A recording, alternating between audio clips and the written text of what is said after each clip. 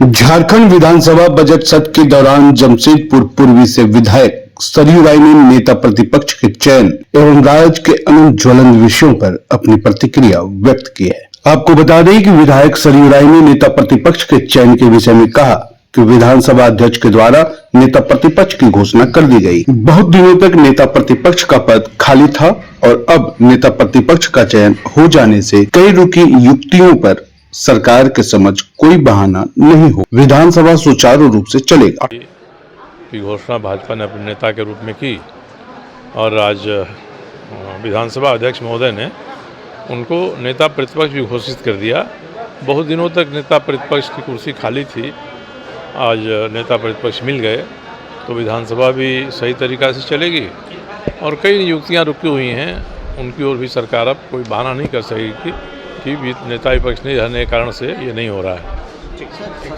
वहीं विधानसभा में उठाए गए प्रश्नों के विषय पर उन्होंने कहा, विधानसभा में कई मामले उठाए गए, सवाल का गलत उत्तर दिया जा रहा है। विधानसभा में प्रश्न तथ्य की सही जानकारी के लिए किया जाता है। सुन नहीं रहे हो तो एक बात है ही, विधानसभा में रोज गलत उत्तर आ रहे हैं। हम लोग विधानसभा अध्यक्ष को सूचित करते हैं परंतु सरकार इसका कोई संज्ञान नहीं ले रही है। आज ही मेरे 2 प्रश्न आए हैं, दोनों के उत्तर गलत हैं। 2 दिन पहले भी मेरे प्रश्न आए थे, उनके उत्तर गलत थे। हम लोग विधानसभा में उठाते हैं, मैं तो स्पीकर को लिख कर भी देता हूं कि भाई ये गलत आ रहे हैं जवाब सवालों के। होता है क्या सर गलत? नहीं ये हाँ बात होता है कि ये तथ्य को छुपाना चाहते हैं और हम लोग सवाल विधानसभा में इसीलिए करते हैं कि तथ्य उजागर हो, सरकार यह तो माने कि जो सूचना विधायक दे रहे हैं वह सही है और विभाग ने काम नहीं किया है।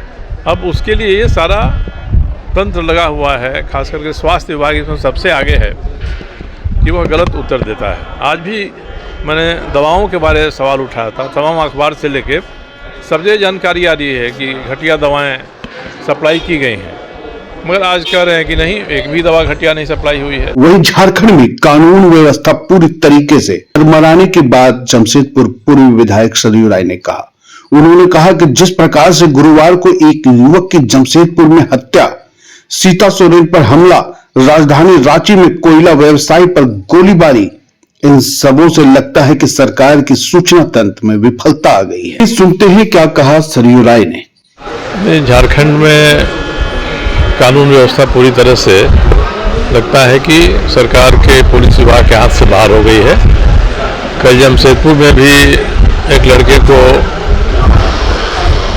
नदी के उस पर ले जाकर हत्या कर दी गई, कोई उसका पता नहीं चल पा रहा है।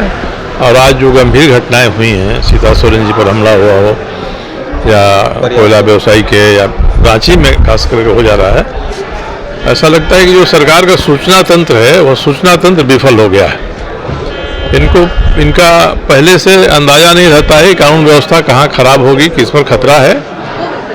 विशेष ये जो खुफिया विभाग है, विशेष शाखा है, ये तो लगता है कि बिल्कुल सो गई हैं। मुझे लगता है कि ये सरकार का जो पुलिस विभाग है या गृह विभाग है, उसको इसकी कोई चिंता नहीं है कि राज्य में अमन चैन शांति बहाल रहेगी कि नहीं बहाल रहेगी और राज्य के किस कोने में कौन घटना कब घट सकती है, इसके बारे में कोई अंदाजा इनको पहले से नहीं रहता है।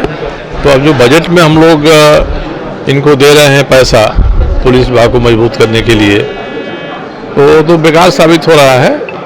मुझे लगता है कि पुलिस में जो वरिष्ठ अधिकारी हैं उनके ऊपर इसकी जिम्मेदारी डालनी चाहिए और वही इसके लिए जिम्मेदार माना जाना चाहिए। खबर स्तंभ।